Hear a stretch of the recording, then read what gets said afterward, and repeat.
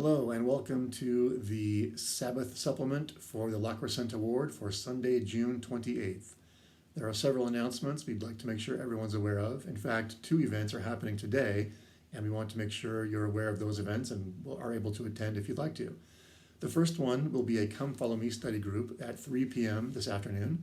This is hosted by the Relief Society, but is open to all adults. It will be covering Alma chapters 17 through 22. Again, that's 3 p.m. And the Zoom information link was emailed by Jeff Young to the ward. If you did not receive that, please contact a member of the Bishopric or a member of the Relief Society presidency so we can get the information to you. The second event, also hosted by the Relief Society, and this one is open to all youth and adults, will be 7 p.m. tonight, entitled A Practical Approach to Understanding the Book of Mormon. This one is more of a multimedia presentation, so although you could phone in and listen, it will be more enjoyable if you actually use the Zoom link to get the full effect of this presentation. The final announcement is that we are still doing Temple Recommend renewals. If your recommend has expired and you would like to renew it, please contact either Brigham Taylor or myself, and we can arrange to conduct a recommend renewal interview. We're doing these essentially on Zoom or online, similar technologies via Zoom or other methods, and then we can get the recommend to the stake presidency, who will also do a Zoom interview and then mail the completed and signed recommend to you.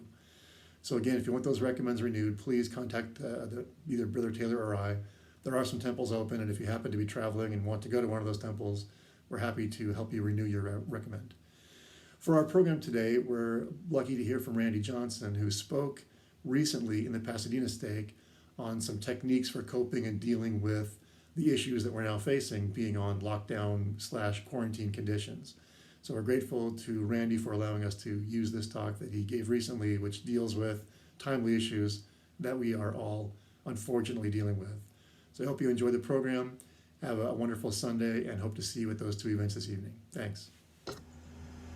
Good afternoon, brothers and sisters.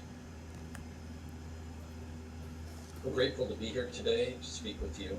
Although we're not together in person, I still feel a good spirit in the community, even over the internet.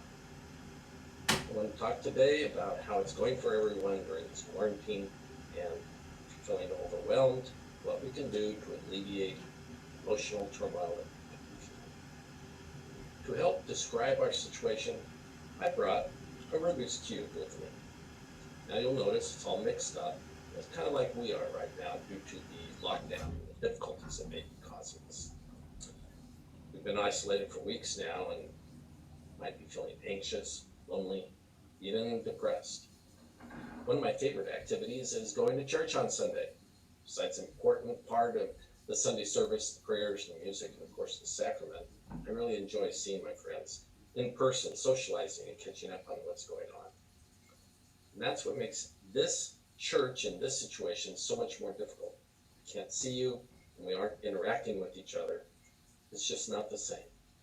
And I hope that we'll still be able to have a good message, a good time today. Now, for many of us, we are facing serious difficulties. Perhaps you've lost your job and you don't have any income to pay your rent, bills, or buy groceries. If you're in this situation, you're probably feeling tremendous stress and anxiety about the future. Others may be experiencing health issues. You're not able to see your doctor. Perhaps someone you know, or even you, has contracted the coronavirus. Horrible. You may have had some other traumatic experiences, such as not being able to visit an elderly parent. I have a friend whose father was very ill. They were not allowed to see him, and he actually died with no family there to comfort him in his last hours. I can't imagine how that must feel. So if you're feeling worried, anxious, stressed out, and perhaps fearful about the future, I have 4 strategies that I'd like to share with you to help maintain a calm and positive feeling. So back to my Rubik's Cube, the 6 mixed up sides represent these problems I've described and any other that you might be facing. And the strategies are like putting the cube back in its original position. The first tool I've been using is a breathing technique. I've been doing this now to overcome feelings of fear and anxiety. It's akin to prayer as it connects us with the Spirit. Because of meeting over the internet, I thought, hey, why don't don't we just practice it right now? And here's how it works. Go ahead and close your eyes. Visualize a calm place, such as being in the celestial room at the temple, out in nature. Anything where we feel that we're in a relaxed situation.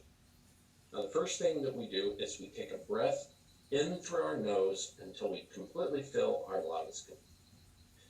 Now pause for a second or two to allow the oxygen to spread into our body and especially up into our head and our brain.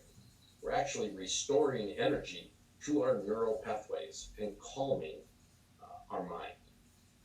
Now begin to exhale through your mouth and breathe out those negative feelings. Feel your stress leaving your body. Now we just repeat this action maybe 4 or 5 times until we feel completely relaxed and calm.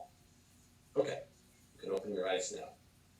And notice I made a twist of my cube and it's a little less mixed up.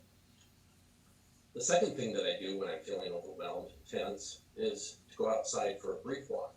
I'm wearing my mask, of course, although I wear it loosely and I put it on if somebody's walking by. I do this just for a few minutes, perhaps going to the end of the block and back. Just a relaxed walk, and I feel a lot better. Over time, I've actually been able to go a little further, even up 20 minutes. So it helps me reclaim my center. And if you're up for it, now the beaches, the parks, and the trails are open. So there's even more opportunity to be out in nature and feel better. And guess what? I'm going to come back here. I made another twist in the cube. It's really getting a lot more organized. Now the third activity I do is I use the internet to connect with others. I mentioned how isolation can cause loneliness and even depression. Or if you have kids at home, I imagine it's pretty hectic. I FaceTime with family and friends, and I've even organized a group for Skype. And recently, my granddaughter was graduating from preschool. And they had a ceremony over the internet, and all of the family were there, the grandparents, the uncles and aunts, and cousins and friends. And we watched the ceremony. It was so cute. She had a little robe on, and she walked across the room, and her parents gave her a certificate. Afterwards, she told us what she'd been learning and included a fun dance and song.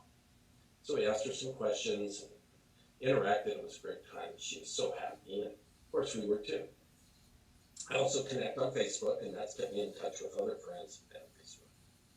So guess what? That's going to be like making one more twist to my cube, and man, it's almost back to its original position. Now I've saved the best tool for last, and that is connecting with the gospel of Jesus Christ. And the way I've done that is to go to lds.org, the church website. And there's a lot of things there, the videos, the audios, the talks, and many things to allow us to get back in touch with the church. And by doing that, I can even have my scriptures read to me out loud. It really creates a perfect state of harmony and helps me to feel complete and whole. And of course, when I do that, I put another twist in my cube, and it's all back to the way it's supposed to be. Now, when we're in this calm state, ideas can come to us on how we can really solve some of these big problems we're facing. I have personally lost most of my income, and I've learned about all these programs that the government has put together to have the stimulus check, the various loans, increased unemployment payments, and there's even assistance such as food stamps and other things. So if you're willing to reach out, you can talk with your ministering service person, contact the bishop. The church has a number of programs to help us. These activities will increase our faith and our trust in God that He'll provide for us. And I hope the tools that I presented today will help you to traverse this difficult time and have positive feelings about the future. We'll get through this, and it will be a life lesson to prepare us mentally, emotionally, and spiritually if there's ever a future event like this. I leave you my testimony. The gospel is our sure anchor in this time of adversity. It is possible to draw closer to our Heavenly Father and to let Him fill us with His love and Spirit.